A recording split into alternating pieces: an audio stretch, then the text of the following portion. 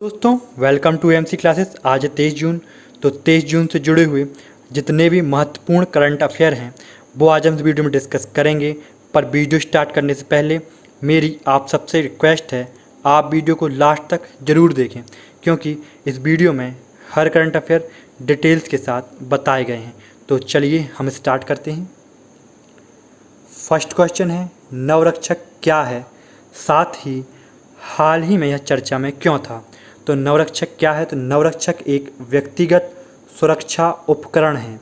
मतलब option A is correct. अब इसी से जुड़ी हुई कुछ डिटेल्स हैं वो हम जान लेते हैं क्या हैं। 1 महीने के भीतर उपयोगकर्ता के लिए अनुकूल व्यक्तिगत सुरक्षा उपकरण किट, जिसे नवरक्षक के नाम से जाना जाता है, भारतीय बाजार में उपलब्ध होने की उम्मीद है, क्योंकि भारतीय चिकित्सा अनुसंधान परिषद ICMR ने बड़े पैमाने पर उत्पादन के लिए इसे मंजूरी दे दी है। PPE प्रोटोटाइप नमूना परीक्षण के लिए 9 अधिकृत NABL मान्यता प्राप्त प्रयोगशालाओं में से एक institute of nuclear medicine and allied sciences ने भी परीक्षण के बाद PPE किट को प्रमाणित किया है। नेक्स्ट, हाल ही में legend of Suheldev the king who saved India नामक पुस्तक किसने लिखी है? तो किसने legend of Suheldev the king who saved India नामक पुस्तक लिखी है? तो यह लिखी है अमीश त्रिपाठी जी ने। तो ऑप्शन सी इज़ करेक्ट। अब इसी से जुड़ी हुई कुछ डिटेल्स हैं वो हम जान लेते हैं क्या हैं। इस पुस्तक में किसके बारे में बताया गया है वो भी हम जान लेते हैं कि क्या है। पौराणिक कथा लेखक अमीश त्रिपाठी की नई पुस्तक legend of Suheldev the king who saved India का विमोचन हुआ, जो बहुचर्चित राजा सुहेलदेव के जीवन पर आधारित है। Legend of Suheldev the king who saved India नामक यह पुस्तक 11वीं सदी के भारत पर आधारित है। किस पर आधारित है यह पुस्तक? 11वीं सदी के भारत पर आधारित है, जब महमूद गजनी और उसकी तुर्की सेना ने देश पर आक्रमण कर सोमनाथ मंदिर को ध्वस्त कर दिया था। हालांकि उसे राजा सुहेलदेव से कड़ी टक्कर मिली थी। यह है अमीश त्रिपाठी जी की पिक्चर। नेक्स्ट, हाल ही में किस देश ने कोविड वार्न ऐप लॉन्च किया है? तो किस देश ने कोविड वार्न ऐप लॉन्च किया है? तो जर्मनी ने कोविड वार्न ऐप लॉन्च किया है। मतलब ऑप्शन सी इज़ करेक्ट। अब इसी से जुड़ी हुई कुछ और डिटेल्स हैं वो हम जान लेते क्या हैं।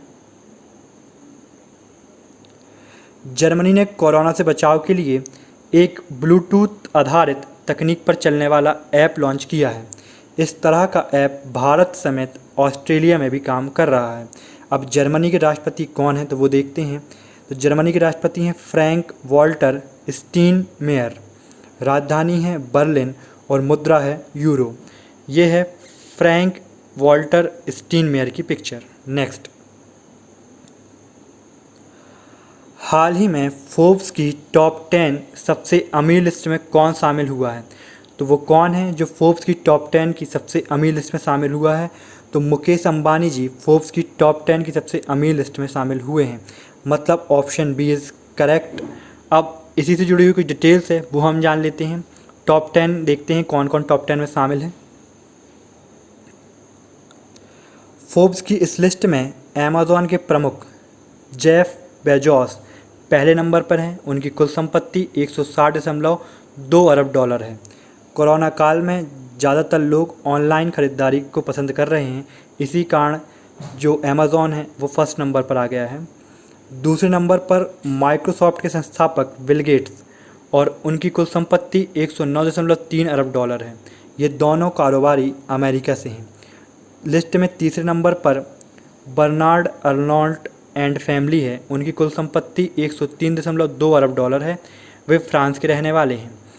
अब और क्या है इसी से जुड़ा हुआ चौथा, पाँचवा, छठवा नंबर पे कौन कौन है वो हम देख लेते हैं। चौथे नंबर पर फेसबुक के फाउंडर मार्क जुकरबर्ग हैं। उनकी कुल संपत्ति 87.8 अरब डॉलर है। फेसबुक ने जियो प्लेटफॉर्म में करीब 44,000 करोड़ में 9.9% हिस्सेदारी खरीदी। उसके बाद से जियो में निवेशकों की लाइन लग गई है। 5वें नंबर पर वर्कशायर हैथवे के प्रमुख वॉरेन बफेट हैं। इनकी कुल संपत्ति 71.2 अरब डॉलर है। 6वें नंबर पर माइक्रोसॉफ्ट के पूर्व सीईओ स्टीव वॉलमर हैं। इनकी कुल संपत्ति 69.4 अरब डॉलर है। 7वें नंबर पर ओरेकल के संस्थापक लैरी एलिसन हैं। इनकी कुल संपत्ति है 67.9 अरब डॉलर। 8वें नंबर पर है स्पेन के अमांसियो ओर्टेगा। इनकी कुल संपत्ति है 65.8 अरब डॉलर। वे क्लोथिंग ब्रांड ज़ारा के मालिक हैं। नेक्स्ट 9वें नंबर पर देखते हैं कौन है। तो 9वें नंबर पर 64.6 अरब डॉलर की संपत्ति के साथ मुकेश अंबानी हैं। वे रिलायंस इंडस्ट्रीज़ के चेयरमैन हैं। उन्होंने कंपनी को मार्च 2021 तक कर्ज मुक्त बनाने का लक्ष्य रखा था। कर्ज मुक्त की खबर के बाद उनका share all time high trade कर रहा है। पिछले 2 महीने में कंपनी का शेयर का भाव 2 गुना हो गया है। फोर्ब्स की लिस्ट में 10वें नंबर पर गूगल के लैरी पेज हैं। उनकी कुल संपत्ति 64.5 अरब डॉलर है। नेक्स्ट, हाल ही में किस राज्य में अमेज़न को शराब की होम डिलीवरी के लिए मंजूरी मिली है? तो किस राज्य में अमेज़न को शराब की होम डिलीवरी के लिए मंजूरी मिल गई है? तो पश्चिम बंगाल राज्य में अमेज़न को शराब की होम डिलीवरी के लिए मंजूरी मिली है। तो ऑप्शन सी इज़ करेक्ट। अब पश्चिम बंगाल से जुड़ी हुई कुछ डिटेल्स हैं वो हम देख लेते क्या हैं। तो पश्चिम बंगाल के राज्यपाल हैं जगदीप धनखड़, राजधानी है कोलकाता और मुख्यमंत्री हैं ममता बनर्जी। ये ममता बनर्जी की पिक्चर है। नेक्स्ट, किस पुस्तक के जरिए स्तूपों पर लिखी लिपि समझ सकेंगे पर्यटक? तो किस पुस्तक के जरिए अब स्तूपों पर लिखी जो लिपि है उसको समझा जा सकता है? तो उस पुस्तक का नाम है सांची दान। मतलब ऑप्शन डी इज़ करेक्ट। अब इसी से जुड़ी हुई कुछ डिटेल्स हैं वो हम जान लेते हैं क्या हैं। विश्व प्रसिद्ध पर्यटन स्थल सांची के शिलालेख पर उत्कीर्ण वाक्यों को अब आसानी से समझा जा सकेगा। सांची दान पुस्तक के जरिए एक प्रशासनिक अधिकारी ने धम्म लिपि का परिचय, वर्णमाला और 11 खड़ी सहित स्तूप की वेदिकाओं पर उत्कीर्ण अभिलेखों का वर्णन किया है। इस पुस्तक के जरिए धम्म लिपि सीखी जा सकेगी। अब और भी कुछ बातें हैं इसी से जुड़ी हुई हैं वो हम देख लेते हैं क्या हैं। मध्य प्रदेश के सीहोर जिले के श्यामपुर के तहसीलदार और साहित्यकार मोतीलाल आलमचंद ने यह दावा किया कि यह पुस्तक भारत की प्रथम वैज्ञानिक लेखन शैली धम्म लिपि की पहली पुस्तक है जो अलग अलग स्वरूपों पर उपलब्ध है। इसके माध्यम से सांची स्तूपों को ही नहीं, सम्राट अशोक के काल या उत्कीर्ण अभिलेखों को आसानी से पढ़ा जा सकता है। अब इसमें एक इम्पॉर्टेंट बात क्या है वो देखते हैं।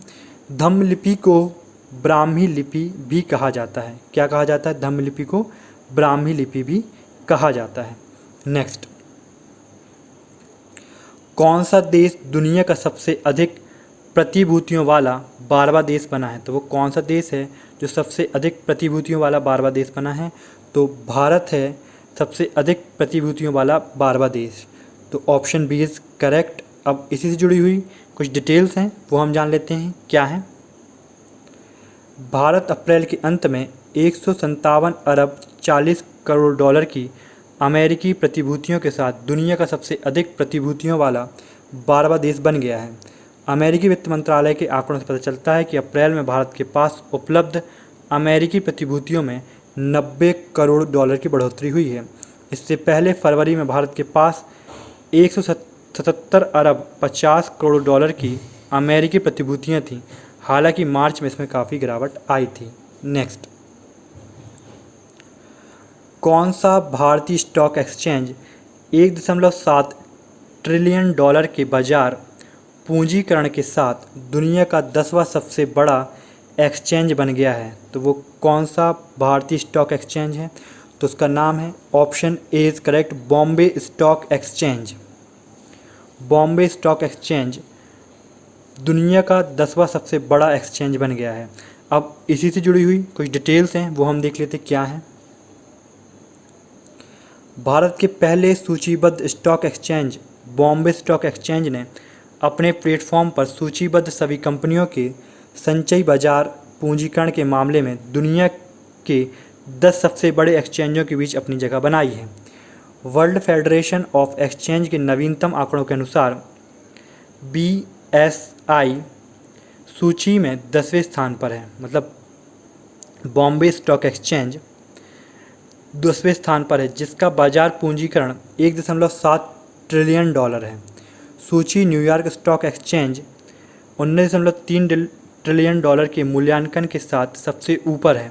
इसके बाद नैस्डैक का बाजार पूंजीकरण 13.8 ट्रिलियन डॉलर है।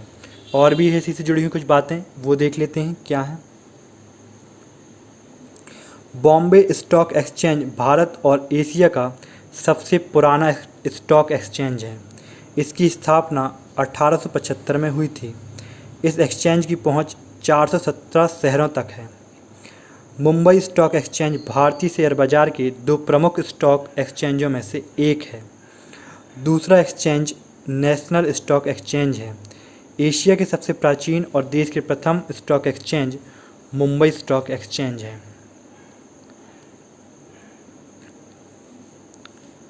दोस्तों, इस वीडियो की PDF प्राप्त करने के लिए डिस्क्रिप्शन पर दी हुई लिंक पर क्लिक करें।